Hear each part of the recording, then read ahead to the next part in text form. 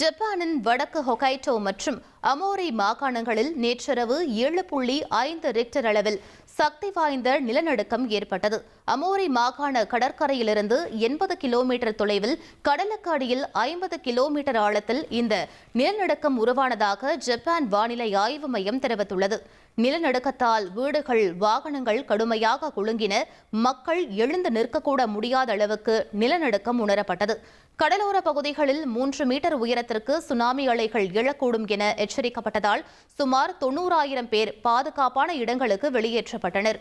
சிரியாவை 13 ஆண்டுகள் ஆண்டு வந்த அதிபர் பஷர் அல் அசாத்தின் ஆட்சி தவிர்க்கப்பட்டு ஓராண்டு நிறைவை ஒட்டி தலைநகர் டமாஸ்கஸில் கொண்டாட்டத்திற்காக மக்கள் ஆயிரக்கணக்கில் திரண்ட ட்ரோன் காட்சி வெளியாகியுள்ளன. சிரிய கிளர்ச்சியாளர்களை வழிநடத்தி அசாத்தின் குடும்ப ஆட்சியை முடிவுக்கு கொண்டு வந்த அகமது அல் ஷாரா தற்போது சிரிய அதிபராக நீடிக்கும் நிலையில் அவர் ஈரானை விடுத்து தற்போது அமெரிக்காவுடன் நெருக்கம் காட்டி வருகிறார்.